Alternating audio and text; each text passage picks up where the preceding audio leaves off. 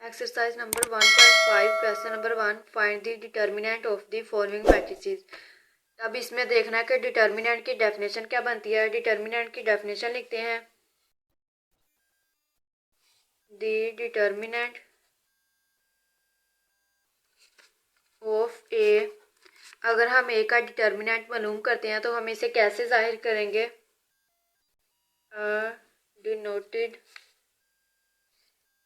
Bye determinant of A determinant A और A. जो determinant of ए है ना वो हम इसे डी टी ए भी लिख सकते हैं, ए के साइड पे बार भी लगा सकते हैं। तो यही इसकी डेफिनेशन है कि डिटर्मिनेंट को ऐसे लिखते हैं। तो इसका मतलब है कि A bar is called a determinant. Question number 1 की तरफ आते हैं। Part number 1 A is equal to -1 1 2 0। अब इसमें हमने ए का डिटर्मिनेंट फाइंड करना है।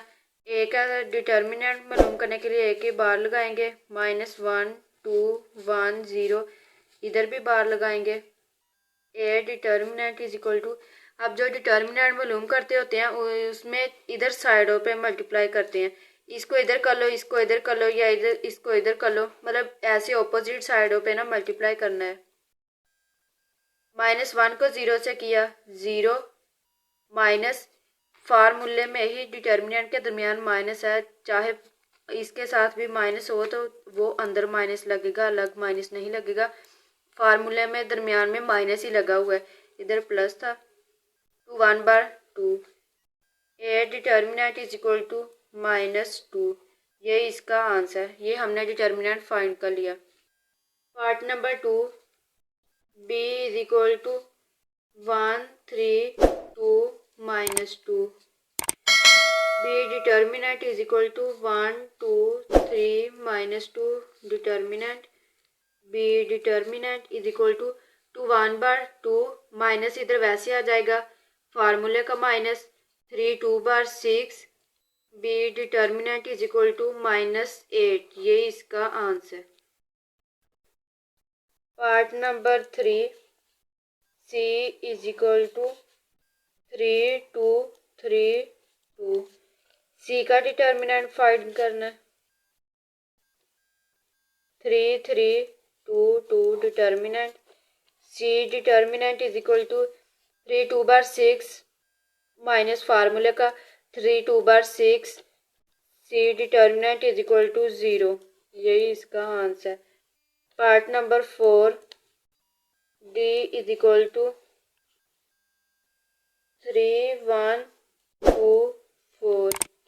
डी का डिटर्मिनेंट फाइंड करना है।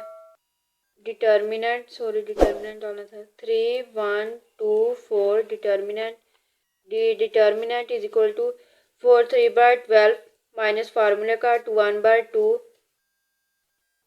D determinant is equal to 10। यही इसका आंसर।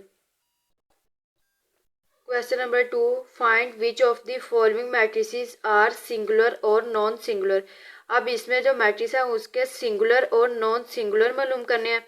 सिंगुलर की डेफिनेशन पहले देखते हैं। Singular, a square matrix A, a square matrix A is called singular if the determinant of A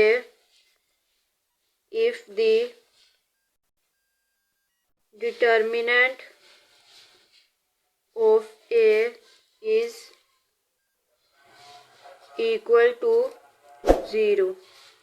mean के A डिटर्मिनेंट इक्वल टू 0 हो।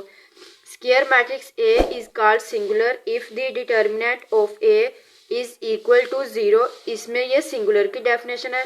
नॉन सिंगुलर में भी सेम ऐसा ही है, उसमें जो है कि A is not equal to 0।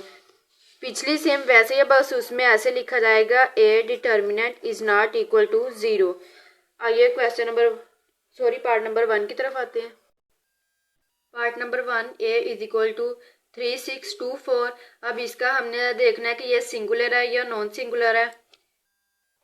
A determinant is equal to 3 2 6 4 A determinant is equal to 4 3/12 minus फार्मूले का 6 2/12 A determinant is equal to 0। इसका मतलब है कि ये singular. Part number 2 B 4 1 3 2 B का डिटर्मिनेंट मालूम करते हैं पहले।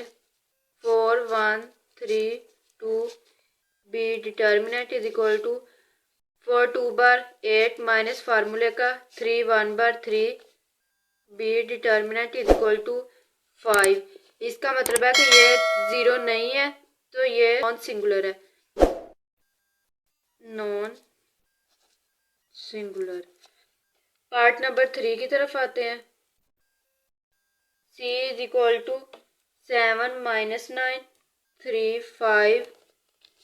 Part number 4 D is equal to 5 - 10 - 2 और 4।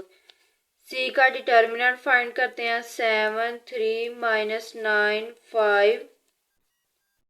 C determinant is equal to 7 5 बार 35 माइनस 9 3 बार 27।